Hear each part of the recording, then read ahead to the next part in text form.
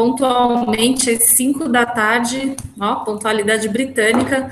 Meu nome é Mônica Herculano, eu sou diretora de conteúdo aqui do CEMEC, editora do site Cultura e Mercado. A gente começou há algumas semanas essa série de hangouts do CEMEC.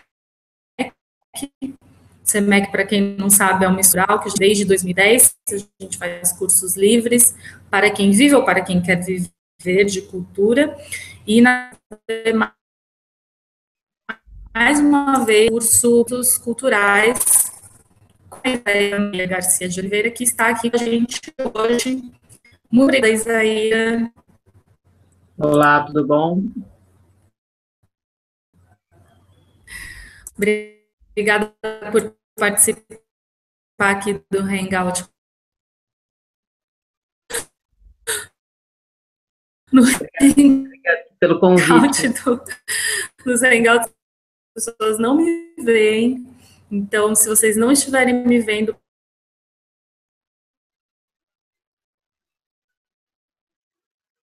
se não tiver, vocês, por favor, me avisem.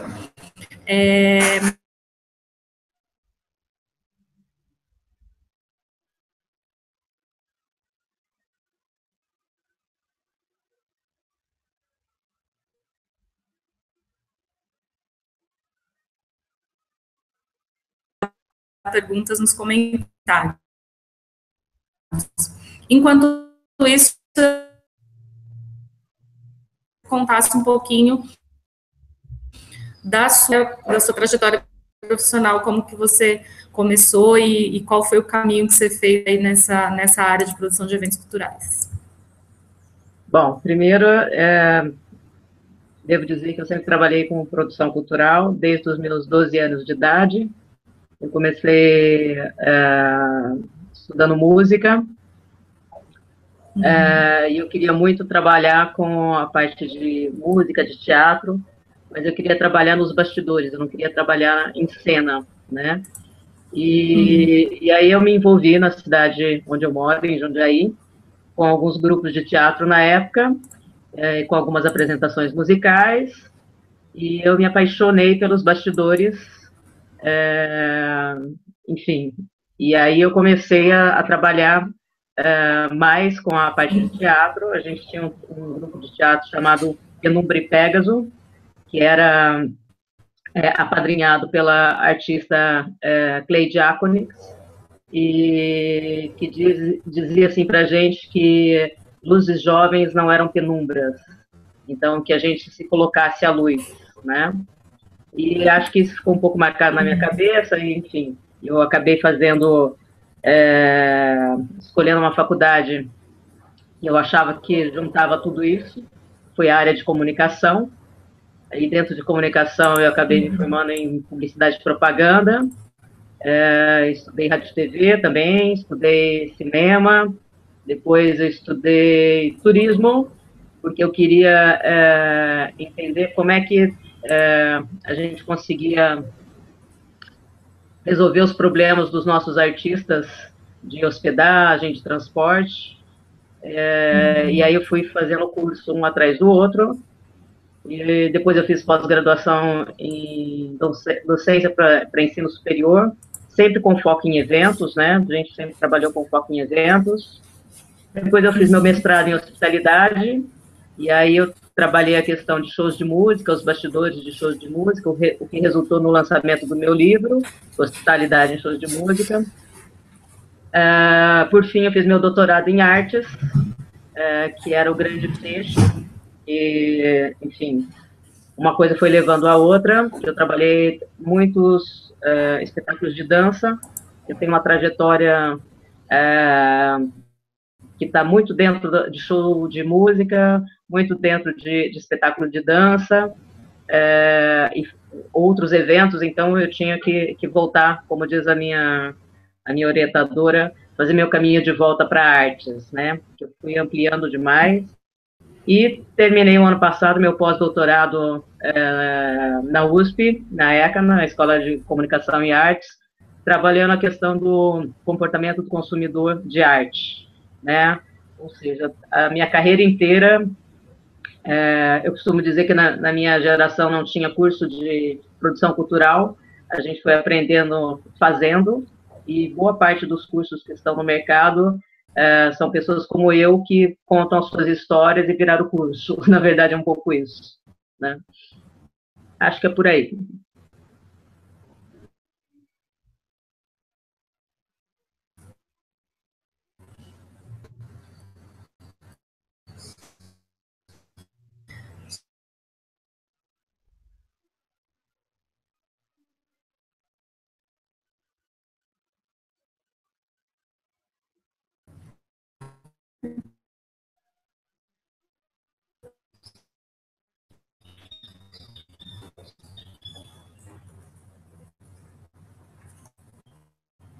Você está me ouvindo? Não, não estou te ouvindo. Não. Voltou Não, agora? agora sim.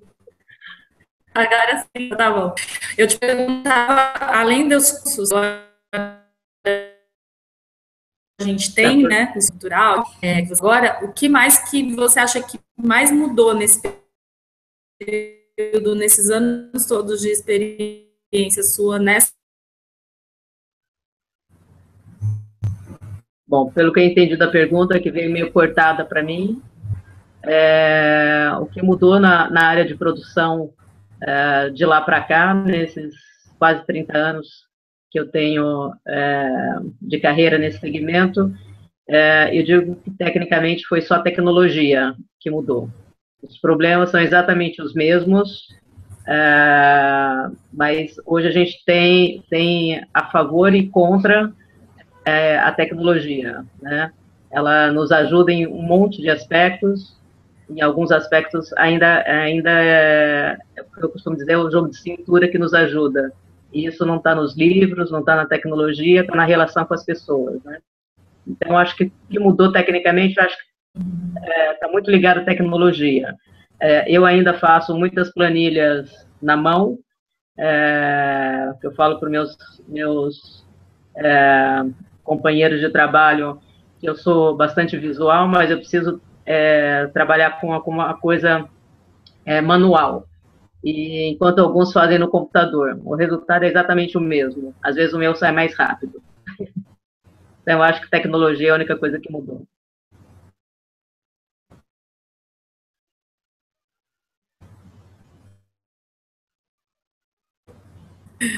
Por essa profissão, querendo ser produtor cultural?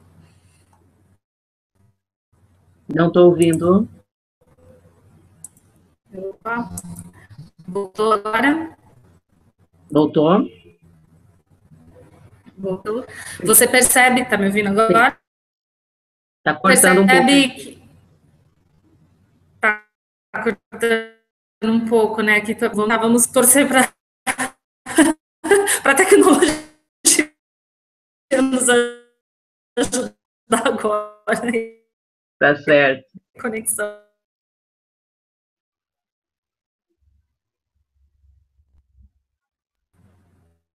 Sumiu.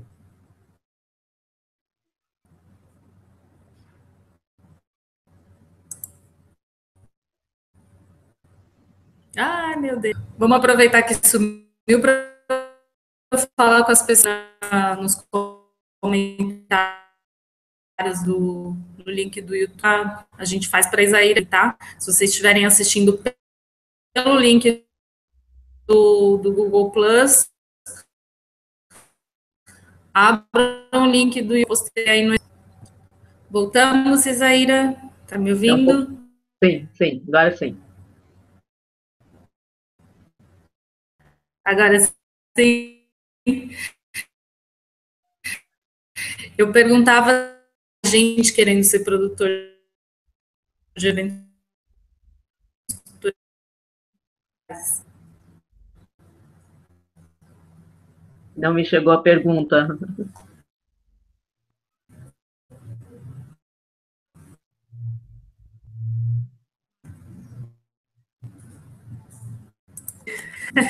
Não ouvi.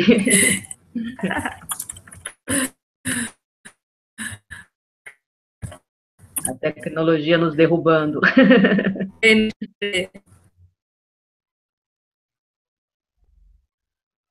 Melhor agora?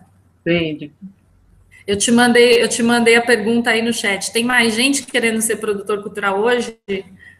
tem mais gente tentando, na verdade, se profissionalizar com a área de produção cultural. Aqui no Brasil, essa área cresceu bastante, e falta profissional, obviamente, um pouco mais qualificado. Cresceram as grandes produções, cresceu o mercado, mas há ainda um déficit de profissional com qualificação. Então, há uma procura muito grande de pessoas de várias áreas, de vários segmentos, querendo ser produtor cultural e não entendendo muito bem como é que funciona. Então, por isso que eles estão buscando muitos cursos agora. O que caracteriza um bom produtor de eventos culturais? Eu digo, brincando, que a gente tem que ser gerente de assuntos aleatórios, né? Você tem que entender de tudo e mais um pouco, você tem que entender de cálculo, você tem que entender de comunicação, você tem que entender de turismo, e o principal é das relações humanas, né? Eu tive a oportunidade de trabalhar com a Madonna, e ela me dizia, em uma ocasião, ela falou assim, sem vocês da produção, Madonna não existe.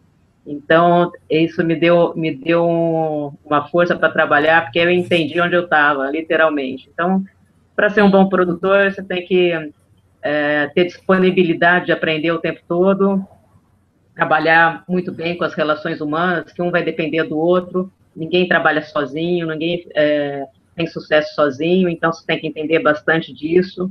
Eu digo que jogo de cintura a gente não ensina, mas com o tempo a gente vai aprendendo a tê-lo. Enfim, tem que gostar do que faz. O grande segredo para qualquer área é que, se você gostar, a coisa flui de uma maneira bem legal. Agora, se você fizer por obrigação, fica chato, né? E quais são os principais erros que você vê os produtores cometendo? São erros clássicos, né? As pessoas que entram para a área de produção, de um modo geral, principalmente em eventos artísticos, elas têm uma ideia que vão ver o artista de perto, que vão pedir autógrafo, e eu digo que esse é o principal erro, porque você quer ser fã, e você não quer trabalhar com produção. Então, muitas pessoas entram na área pensando que vão estar do lado do artista. E isso é o que menos você vai estar muitas vezes. Você está bem distante do artista. Você vai trabalhar para ele, é um pouco diferente, né? E fora alguns erros de conceito, né? Todo mundo pensa que a gente tem muito glamour, porque está em grandes produções, ou perto do meio muito artístico. E aí, quando você vai para trabalhar de fato, você percebe que não é muito isso, né? Tem uma diferença grande.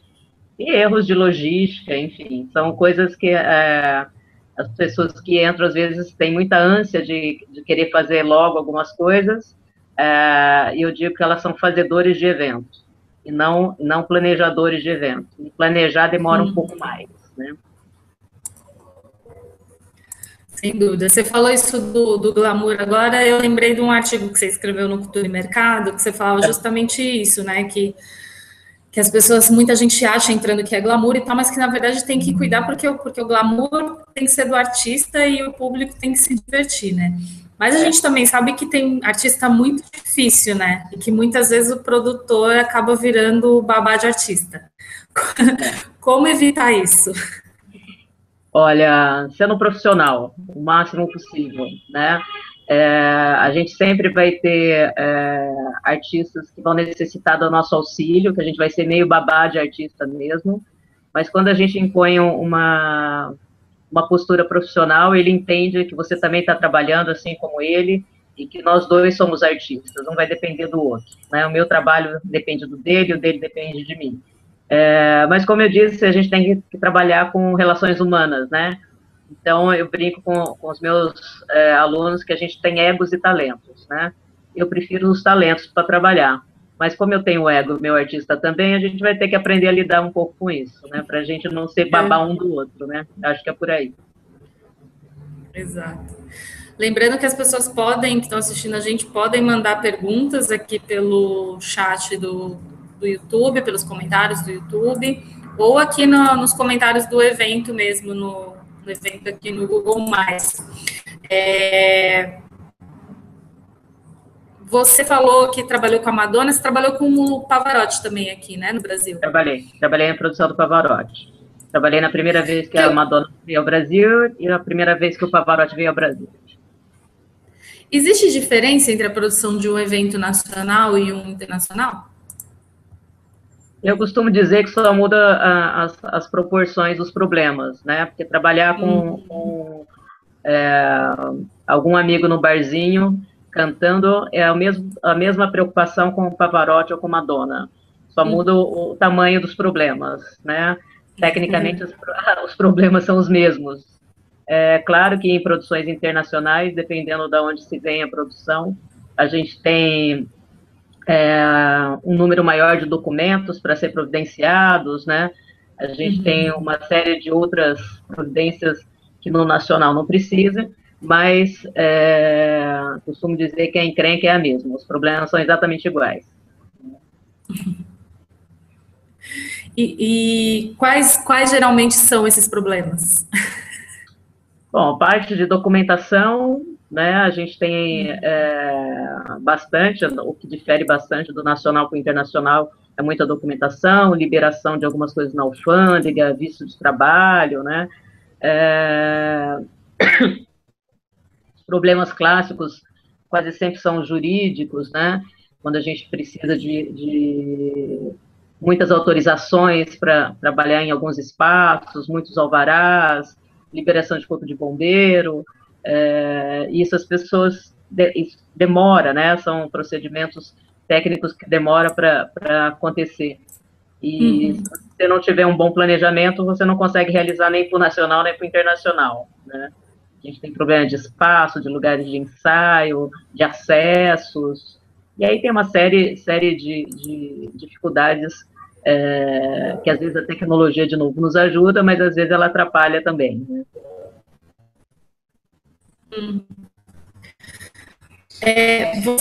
Bom, a gente, para quem está chegando agora e não sabe, a Zaira vai estar aqui no SEMEC em São Paulo na próxima semana para mais uma edição do curso Produção de Eventos Culturais.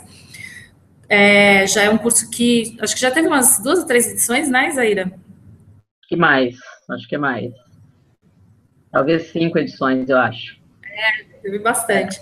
Qual que é a importância do produtor cultural buscar essa formação, ou em cursos livres, ou em cursos acadêmicos? Olha, eu acho que é extremamente importante, que é um momento que a gente tem a oportunidade, no meu caso, de passar um pouquinho da minha experiência, para o pessoal que também tem outras experiências. O próprio grupo de alunos, geralmente são sempre pessoas muito interessantes, que têm muito conteúdo para trocar com a gente, e nesses cursos que eu dei no SEMEC, nos outros que eu dou no Brasil todo, quase sempre as dúvidas são as mesmas, né? De como começar, de como se inserir, às vezes esses cursos livres fazem toda a diferença, então a importância para um produtor é se manter sempre informado, quanto mais informação ele tiver, seja num curso livre, seja num curso um pouco mais longo, ele tem que trocar informação, ele tem que aprender, porque a gente tem o tempo todo coisas novas, né? Isso que eu digo, que eu disse que o que mudou foi tecnologia, porque esse sistema que a gente está conversando hoje, na minha geração era impossível, né, de acontecer dessa maneira. E você tem que se atualizando para poder trabalhar melhor dentro da área de produção. E com essas novas tecnologias, você tem que trocar experiências com os seus colegas. Então, esses cursos livres, eu acho que são intensivos, muitas vezes, né? São 3, 4 dias bastante intensos, mas são extremamente importantes, porque você tem a possibilidade de conhecer gente que trabalha na área, possibilidade de trocar experiências, e de se atualizar, que é o mais importante, né? Eu acho que é extremamente válido. Legal. Pessoas que estão assistindo aí, mandem suas perguntas nos comentários aí no link do YouTube, porque o meu estoque de perguntas já está acabando. Se vocês não mandarem perguntas, a Isaíra vai embora já já. Isaíra, uma das questões que gerem a vida dos produtores, né? Assim, legal.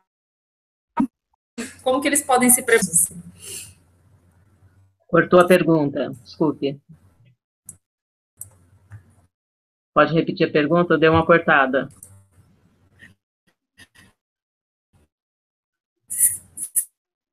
Sim, como, né, que é um assunto muito presente na vida. Como que de papéis e de posto para pagar. Não ouvi nada. Vou escrever. Por favor.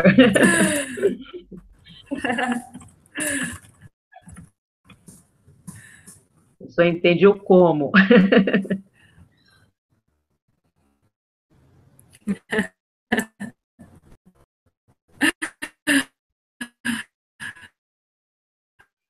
Mandem perguntas também, pessoas.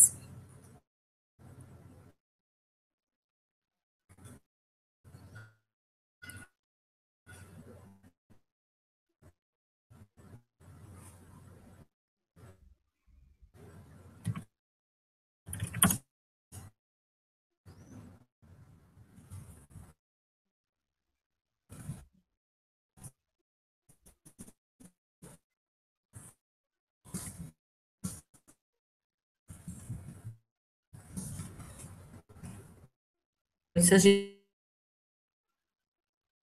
tivesse telefones, né?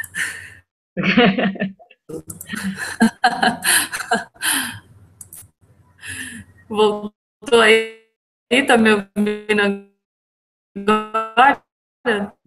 Nada ainda. Perguntas escritas chegaram. Vamos ver se vai agora.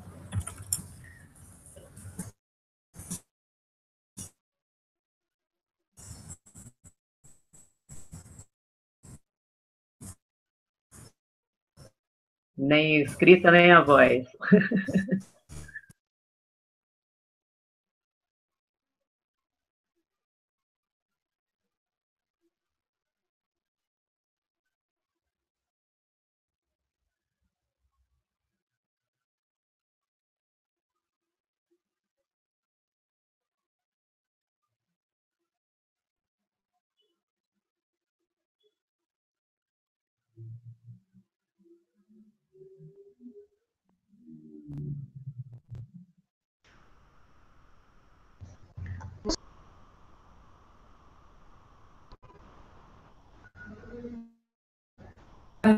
Me ouvindo? Tá me vendo?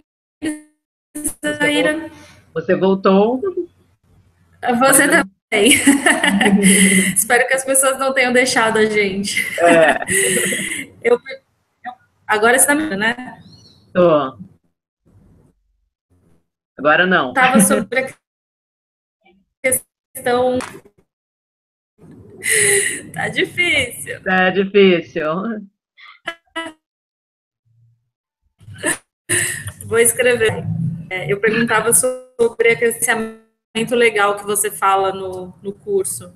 Como os produtores podem melhor para isso? Tudo. Pelo que eu entendi da questão dos impostos, né?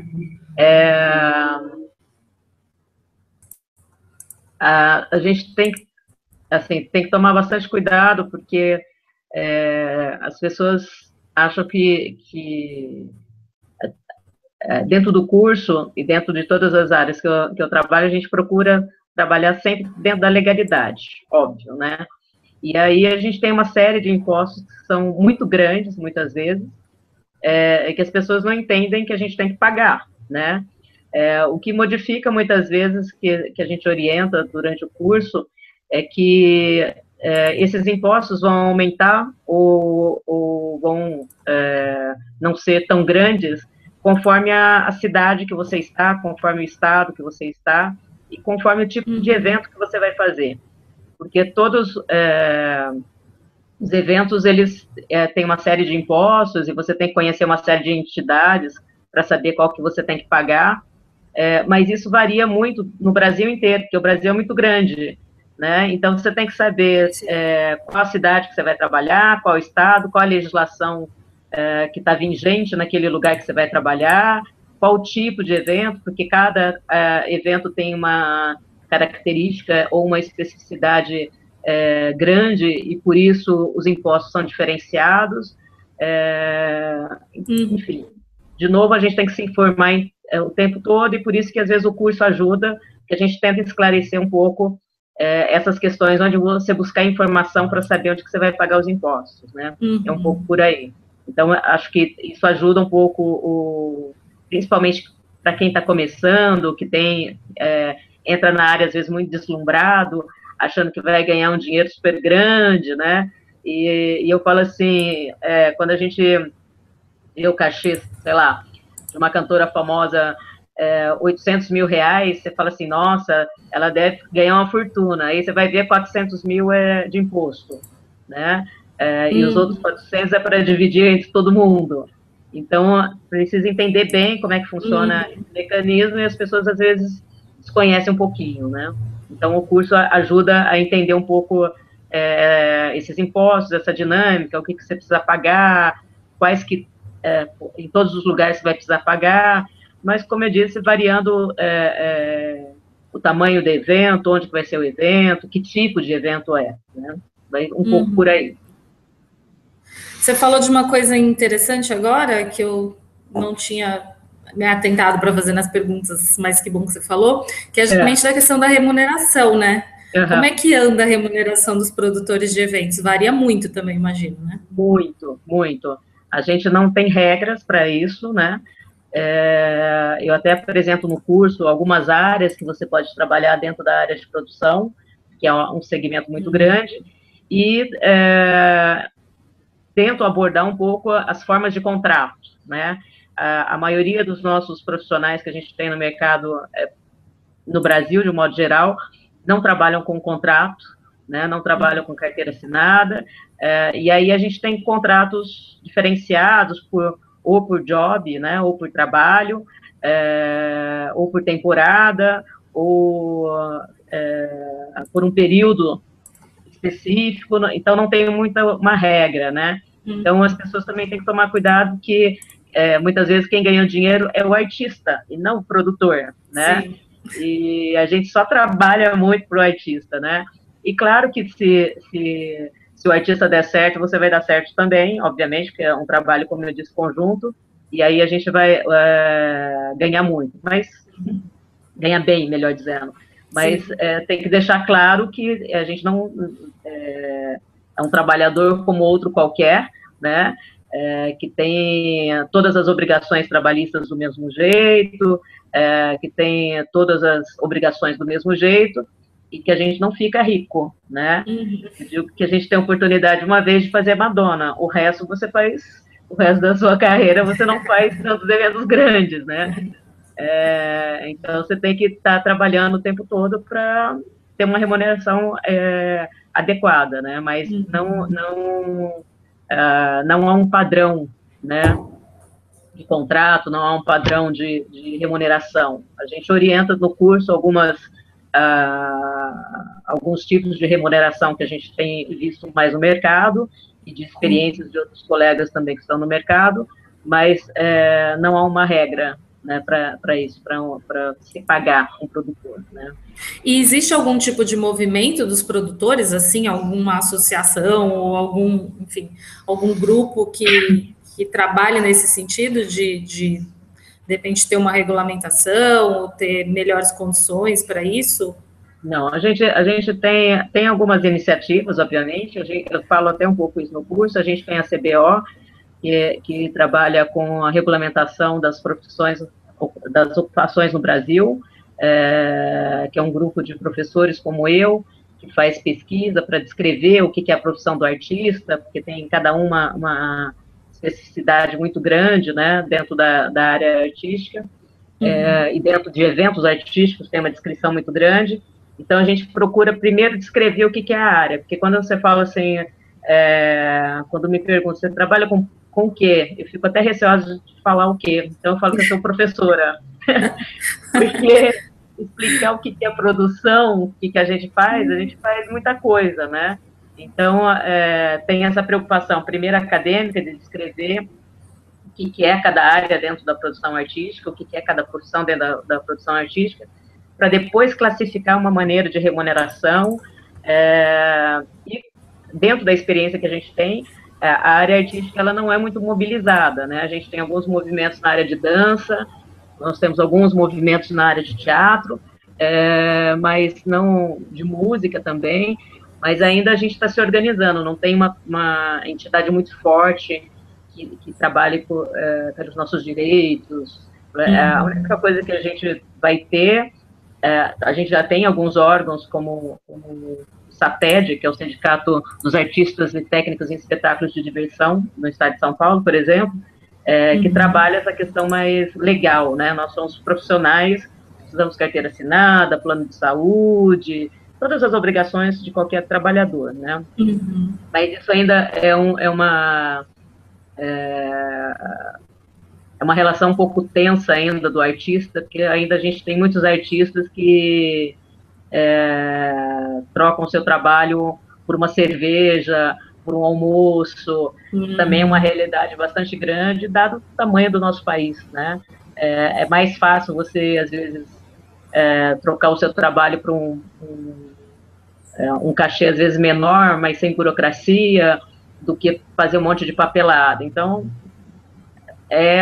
há vários movimentos e a gente vai tendo que se adaptar conforme a realidade, e claro que a gente vai sempre orientar o que é melhor para o artista, o que é melhor para os produtores, né, quando a gente troca experiência.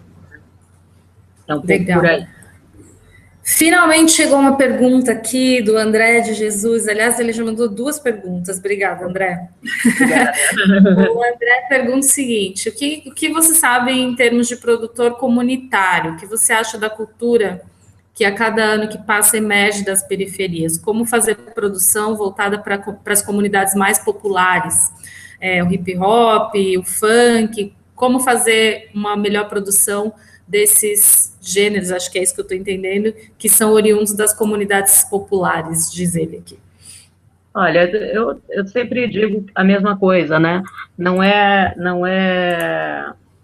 o estilo. Produção vai ter que ter tanto no sertanejo como no hip hop, no reggae. Eu tenho muitos alunos de pós-graduação que são do funk, que me mandaram mensagem assim: queremos que você venha para cá para dar uma força para a gente na área de produção. E produção vai ser sempre a mesma coisa, né? Em qualquer segmento que você vai trabalhar.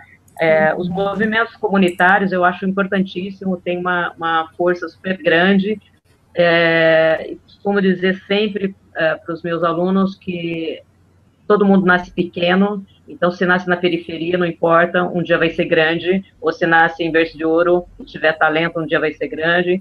Então, quando você entra muitas vezes no mercado do grande público, você já tem 10 anos de carreira, 15 anos de carreira. Então, esse movimento das periferias, das comunidades, que está vindo à tona agora, na verdade, sempre existiu, né? O que eu digo é que antes não tinha tecnologia para a gente saber que tinha esses movimentos. Então, eles são super importantes, tem um movimento riquíssimo, que tem que valorizar as comunidades, os hábitos e costumes locais.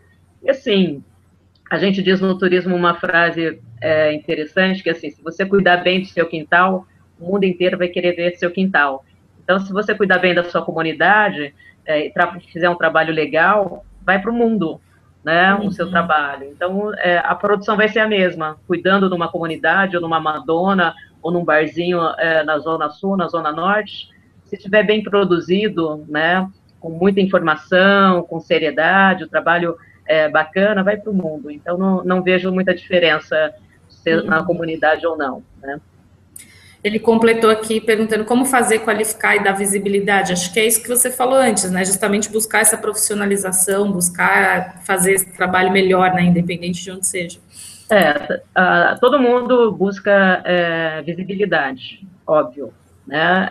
Qualquer artista busca visibilidade, mas ela só vai existir se você trabalhar direito, né? E com base, fazendo cursos, e sabendo quem é seu público, para saber onde divulgar, como divulgar essas informações. Não é uma coisa simples, né? Por isso que a gente brinca que a gente, na área de produção cultural, é gerente de assuntos aleatórios, porque você tem que pensar num monte de coisas ao mesmo tempo, né? Eu sempre falo para meus alunos que eu separo as informações didaticamente para a gente saber do que está falando, mas todas as informações acontecem ao mesmo tempo.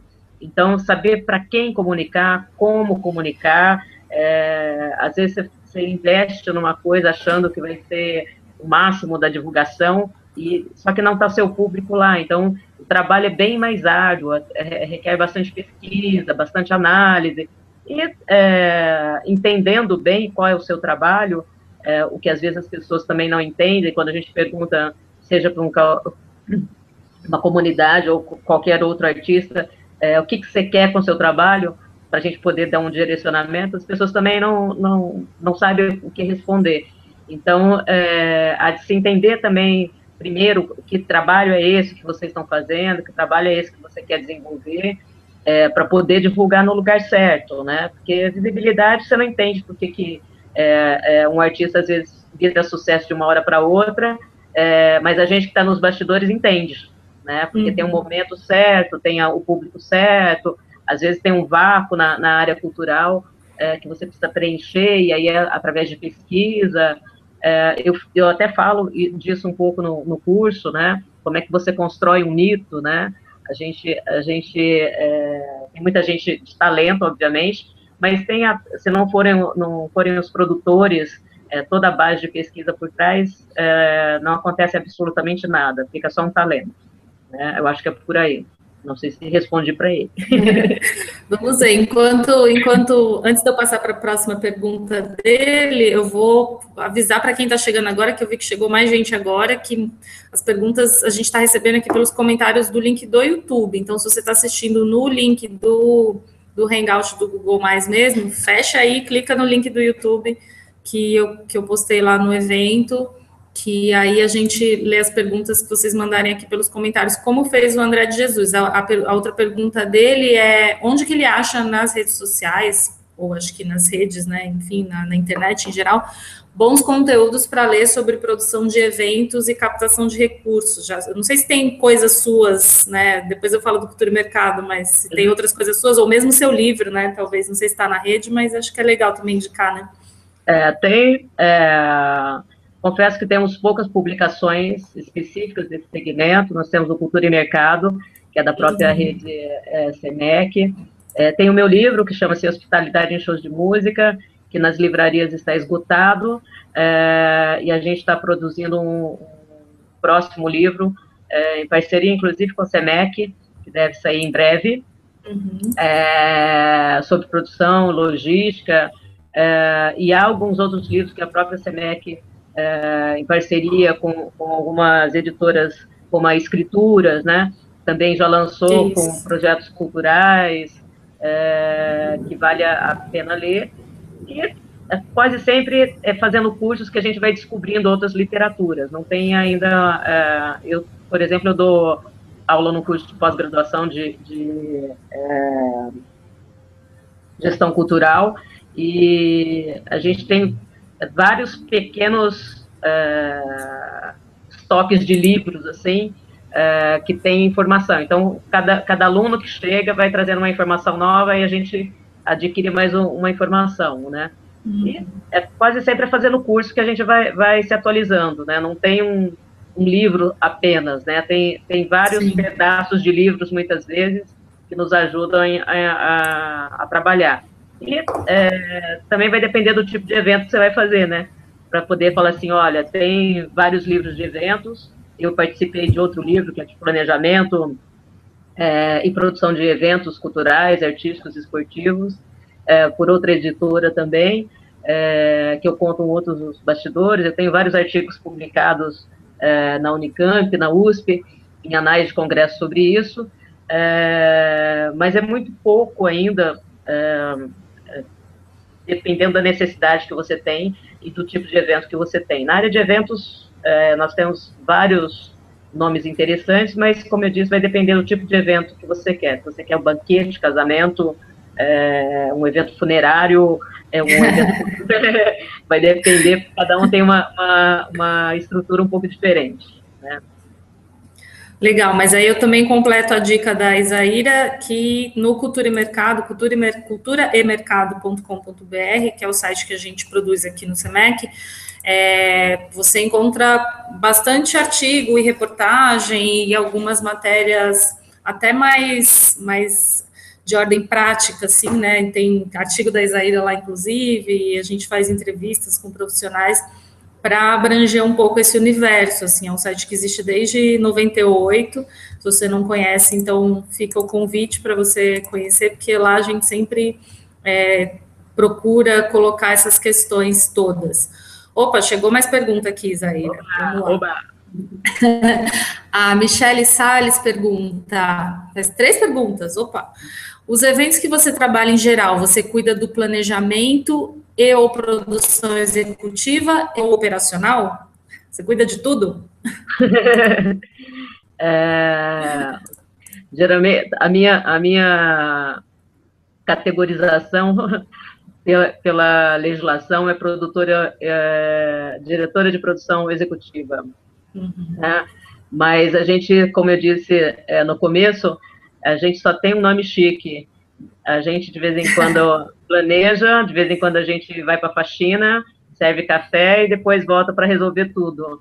Então, como eu disse também, teoricamente, a gente só separa didaticamente planejamento, produção, logística, a parte de produção executiva, porque você faz tudo ao mesmo tempo, né?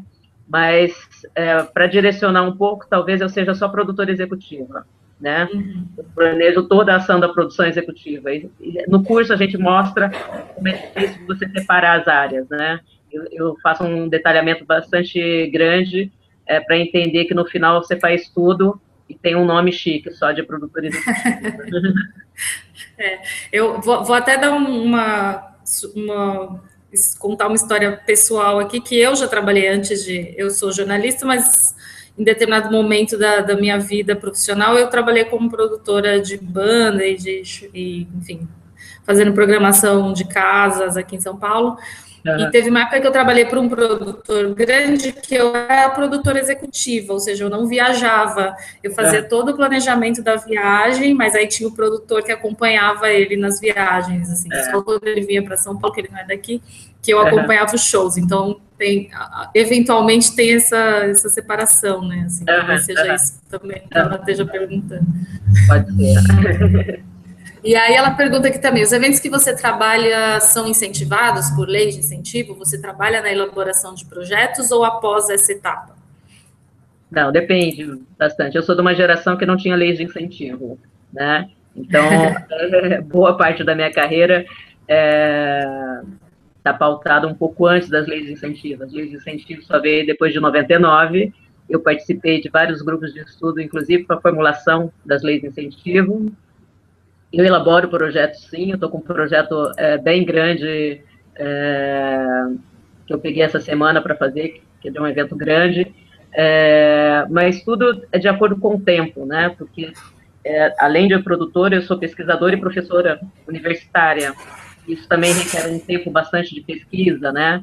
Então, eu dou aula, inclusive, de elaboração de projetos também, né, que é um outro segmento. Então,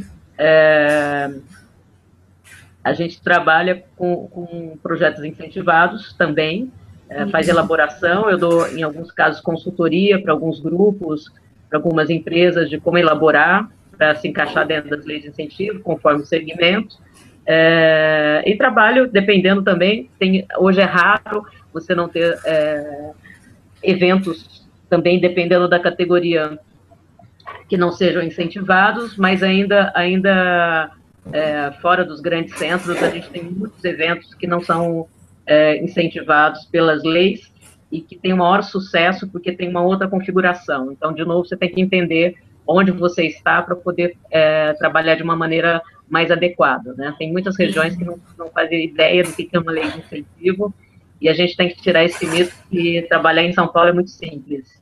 Eu quero ver você trabalhar em Corumbá, né, em Mato Grosso. É bem diferente. Muito bom. As experiências são bem diferentes, né? Eu conto no curso também. Ela pergunta aqui, a produtora em que você trabalha, acho que você não trabalha em produtora, né, Não, Isaíra? não trabalho em produtora, eu sou independente. Tá. Não trabalho. Não aceito. Então vamos... Vamos falar, né? O André de Jesus mandou outra pergunta aqui, vamos ver se eu consigo passar para você. Ele pergunta, quais as condições legais o produtor que está começando... o produtor que está começando precisa, explico para ele ser pago... calma aí, deixa eu tentar entender. Acho que ele está perguntando de uma questão que a gente já falou um pouquinho antes, que é essa... Se ele é microempreendedor individual, como é que ele recebe, como é que é essa relação profissional. O produtor que escreve projeto recebe e faz captação, recebe 10%. Ficou meio confusa aqui sua pergunta, André, mas vamos tentar falar sobre isso tudo. Tentar desvendar o que eu entendi. Se você quer trabalhar de forma legal para se inscrever em algum projeto que seja incentivado, você tem que ser um empreendedor individual. Hoje o Sebrae ele pode te orientar melhor sobre esse requisito. Como empreendedor individual, você pode ganhar até, se não me engano, 60 mil por ano, e você pode ter ainda 2 a 5 funcionários. E você pode ter uma microempresa que tem um outro valor, com um número outro de funcionários, e você vai arrecadando os impostos por mês, né? Como eu disse antes, não há uma regra para se cobrar por trabalho, né? É tudo muito negociado, não há um salário mínimo, e por isso a preocupação da gente, dentro da descrição das funções, saber exatamente o que cada um faz para poder atribuir algum valor médio, fixo. A gente só tem alguns cachês, que eu até coloco como exemplo no meu próximo livro, específicos de bailarino, de ator, de maître, mas a gente não tem de produtor específico. E vai, como eu disse, depender do tamanho do trabalho, né, da produção que você vai fazer, vai depender do tempo que você vai dedicar a ele. Alguns contratos colocam 10%, mas 10% do quê? Se isso está incluso em imposto, se não está incluso em imposto, quem paga o quê? Então, tudo é muito negociado. Então, a gente tenta explanar um pouco isso também no curso, para dar essa base, porque são necessidades muito, muito individuais, porque cada projeto é diferente. Eu acho que é por aí que você perguntou. Não sei se te ajudei. Eu acho que sim. A Maíra Dias fez uma pergunta muito legal. Eu vou ler na íntegra aqui para você. Estou prestes a me formar em produção cultural pela UFF, acho que é a Universidade Federal Fluminense, né? E há uma dificuldade enorme em conseguir o primeiro emprego, pois todo mundo quer profissionais com experiência. Vejo isso no meu caso com colegas de curso. Como a gente lida com essa situação? Além do mais, as vagas que aparecem são muitas vezes um pouco desanimadoras, pois o trabalho, a carga horária e os benefícios, ou a falta deles, não condizem com o salário. Na sua visão, podemos ter esperança no mercado de trabalho melhorar para nós, produtores? Olha, isso é uma realidade não só da área de produção cultural, mas de qualquer área. Toda vez que a gente sai da faculdade, eu já passei por isso também, a gente, como eu disse também no começo, a gente nasce pequeno, a gente tem que entender que a gente nasce pequeno, então a gente vai muitas vezes ouvir 10 nãos para ouvir o primeiro sim, né? A gente vai ter que sujeitar, se a gente quer muito trabalhar, como eu fiz, né? Eu queria muito trabalhar no que eu trabalho hoje, você tem que se sujeitar a ganhar pouco, sim, você às vezes não vai ganhar nada como estagiário, na minha época não tinha benefício nenhum, o benefício para mim era estar aprendendo com profissionais que podiam me ensinar muita coisa. Então, isso não é uma realidade só de produção cultural, né? Eu acho que quando você está a fim de fazer uma coisa, não é uma faculdade só que vai te dar vai te dar o diploma e você vai sair empregado. Eu digo que um dia você é estudante, no dia seguinte você vira profissional. E aí todo mundo vai querer experiência. Por isso que eu digo que eu nunca parei de fazer cursos. Como eu falei agora há pouco, eu terminei meu pós-doc, eu não precisava nem fazer um pós-doutorado, já estou pensando em outro curso que me está dando faniquito para fazer, porque nesses cursos você conhece pessoas que te dão dicas, te dão caminhos para você conseguir oportunidades, e você tem que, assim, como eu digo sempre, em qualquer área, na produção não é diferente, você tem que gostar do que você faz. Se você gostar, você vai em qualquer curso, você vai bater na porta, as pessoas vão te dar oportunidade, você tem que se mostrar interessado. Então, a salvação é, se você gostar muito, siga em frente, uma hora dá certo. Muito bom, a gente está partindo aqui para o final do nosso papo, acho que não temos mais perguntas, vamos falar um pouquinho então do curso, que a Isaíra acabou falando durante todo o papo aqui, dando pinceladas do que ela vai falar, mas o curso acontece na próxima semana aqui em São Paulo, de segunda-feira, dia 20, até quinta, dia 23, das 7h30 às 10h30 da noite. Fala um pouquinho do que são 4 aulas, fala um pouquinho do que você vai falar nessas aulas, mais. Isaíra, você tem mais alguma coisa? Bom, nesse curso, a gente dá um panorama um pouco do mercado cultural, né? Eu dou alguns dados, alguns números da exclusão cultural, que eu costumo chamar. Eu apresento alguns dados para você entender bem a área que você está entrando. Eu apresento questões técnicas do que é logística, do que é produção, efetivamente. Eu apresento um pouco as funções que você pode trabalhar dentro da área de produção cultural. Apresento maneiras de você fazer planejamento, onde você pode evitar problemas, ou pelo menos prevê-los. Falo das questões jurídicas, da parte de contratos, tanto nacionais quanto internacionais, da parte de impostos, e tudo isso exemplificado com vários eventos que eu participei, e outros que eu não participei, mas que eu tive ou alunos ou colegas participando, tudo muito ilustrado, muito bem exemplificado. E depois a gente toma um café. Né? Um café muito gostoso, com um pãozinho de ouro e o bolinho da Dona Madalena. A Dona Madalena faz para a gente, e a gente faz uma grande troca de experiências, porque todo mundo que participa do curso, tanto o pessoal mais experiente, como o pessoal que está começando, ou que só vem por curiosidade, tem uma bagagem super legal que nos permite fazer essa troca. E você, que está aí nos ouvindo, é convidado para participar e trocar essa energia bacana com a gente lá agora no SEMEC, dia 20. É isso aí. Todas as informações sobre o curso, programa completo, preço e inscrição, você faz no site www.redesemec.com. O link também está aí na descrição do nosso bate-papo aí no YouTube, onde você está assistindo a gente. E a gente vai continuar essa série de hangouts com professores.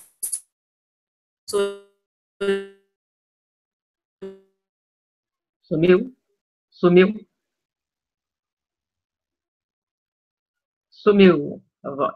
Também a gente vai falar com o Guia FIF sobre captação de recursos, que também é um curso que vai acontecer aqui no SEMEC em breve. Então, a gente espera vocês. Se tiverem dúvidas, sugestões de pauta, outros assuntos que vocês achem legal a gente tratar aqui nos Hangouts, podem mandar para o e-mail redação, sem o tio e sem o A, redacal, @cultura.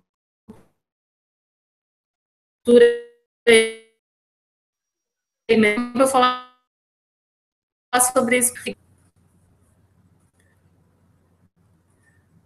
A gente se vê segunda aqui. Com certeza. Muito obrigada pela oportunidade. Grande beijo a todos.